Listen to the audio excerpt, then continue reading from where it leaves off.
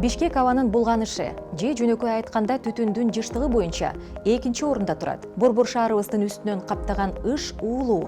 Анда күйүүчү продукттар, озон, оор металл туздары, азот оксидтери, көмүртектери жана күкүрттөр, фотооксидтер. Шамалдын жоктугунан улам токсиндер абанын төмөнкү катмарларына чогулат. Натыйжада биз алар менен дем алабыз.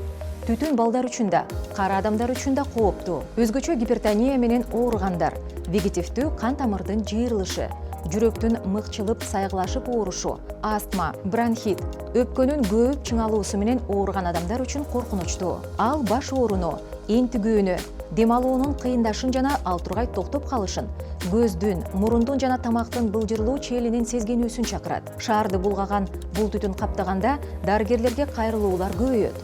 Респиратордук жана жүрөк оору көйгөйлөрүнөн улам өлүмдүн саны көбөйөт.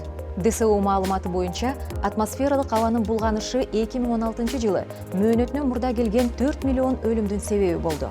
Алардын 300 миңи кичинекей балдарга туура келет. Түтүндөн уулануунун белгилери алсыздык, чарчоо, баш оору, жүрөк оору жана кан басымы көйгөйлөрү.